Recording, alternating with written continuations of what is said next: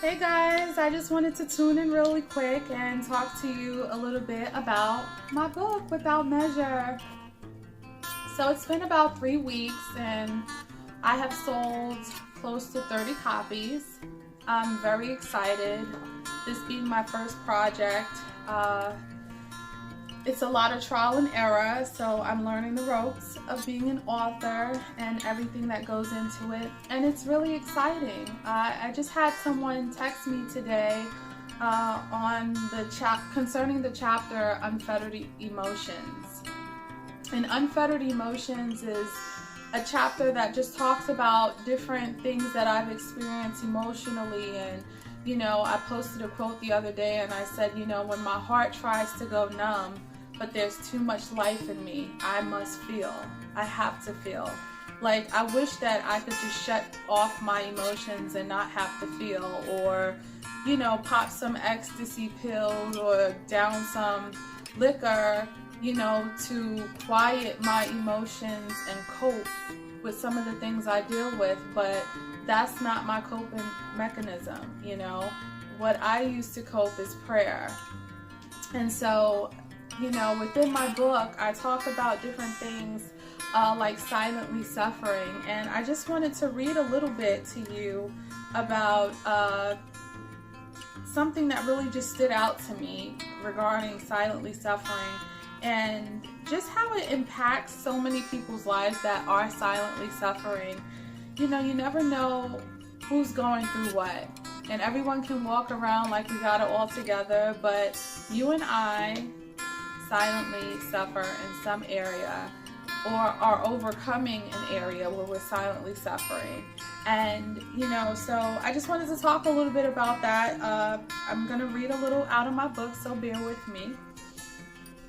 So, changing our mindset from victim to victor can be challenging. If I remain ignorant to God's promises and purpose for my life, then I will never try to access them. If I think I'm supposed to suffer, then guess what? I'm going to suffer. God's favor and love and mercy are without measure for each and every one of our lives. The question is, what will you continuously choose to accept? We are privileged to partner with God through faith, trusting God to bring us to the fulfillment of His purpose, paving the way for an abundant and prosperous life.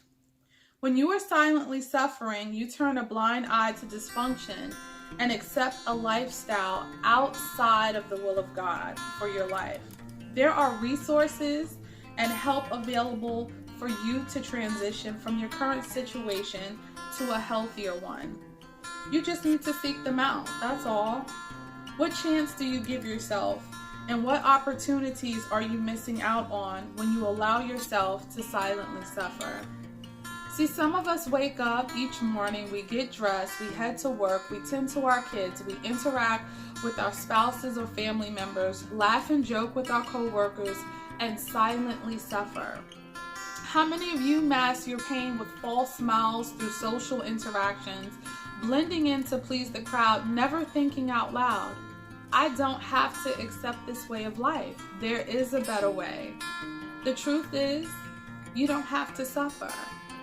So the purpose of this chapter is to bring awareness to those who are silently suffering, and just to encourage you to seek resources, to seek help, whether it's dealing with alcoholism or drug addiction or overeating or adultery in a marriage, pornography, cheating, whatever it is, there is help, there are resources, there are people that care about you. And that's the purpose of this book, is to encourage people to think about the choices that they are making and to choose healthy decisions, to make healthy decisions. So I hope that my book blesses you guys and that it gives you something to think about.